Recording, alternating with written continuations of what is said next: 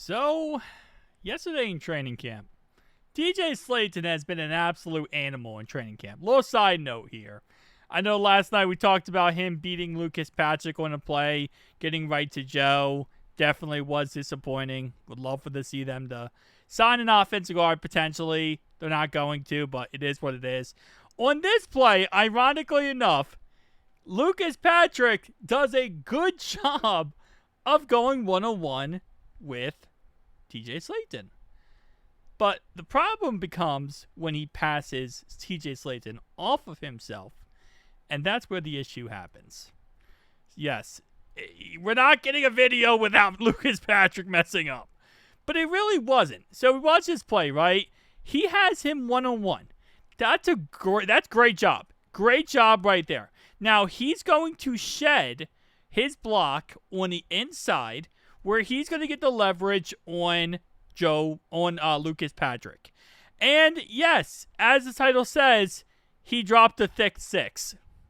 He almost had a pick six on this play.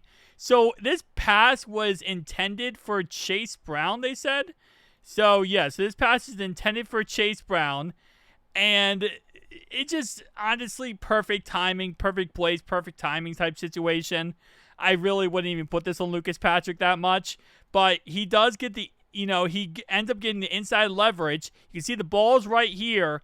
And he's just going to go right for that football. Goes right in his chest. And then he drops it.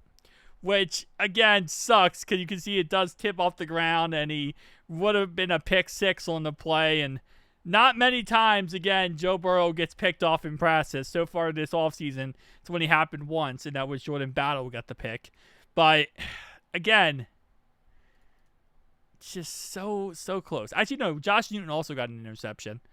But so close, which, again, I don't even blame. I know there's a lot of, Lucas Patrick. He did a good job on this play. He really did.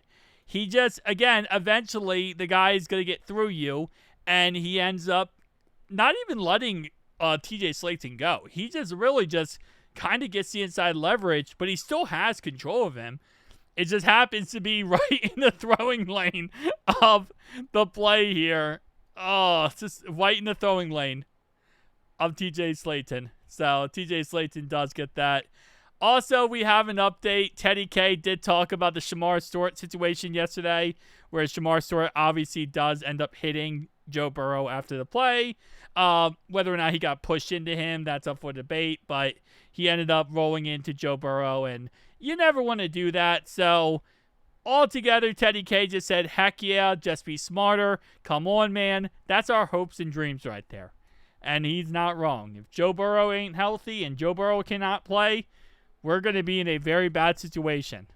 Although, we never know with Jake Browning. We might get Jake Browning where he looks like Superman, or we might get Jake Browning in the preseason where he's a super cannot.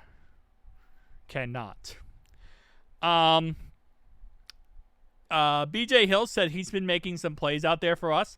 Defense tackle BJ Hill said earlier in August, he's strong, physical, big-time athlete who can do a lot of things for us inside and outside. Glad to have him on our side. When he learns this defense, things are going to be very explosive for our defense. Yeah. Again, I'm very excited for Shamar Stewart. In a way, that explosiveness and that craziness was his downfall on that one play. But guess what? It's going to look really good and make us really happy when he gets into the season, and that explosiveness is helping us out to get to other quarterbacks. Not as much Joe Burrow, but other quarterbacks. I'm very excited week one, because right now it looks like what's his name? Shador Sanders is injured right now. We don't know when he is going to be back and if he's going to be ready for week one. And if that's the case, then Joe Flacco week one, and Joe Flacco is really immobile, so hopefully Shamar Stewart can get that speed to him and get in that backfield and wreak havoc on Joe Flacco. Should be able to at least, but again, it is what it is, man. So today, guys, we have the day off for training camp, and then we're back Friday and Saturday for training camp. So the boys today are going to get a little bit of a rest. There was a video surfacing of Joe Burrow walking around Cincinnati at 2 a.m. by himself. Not sure what's going on there, but I mean, I guess at the end of the day, he's a human. You know, he's a grown man. He can walk around anywhere he wants.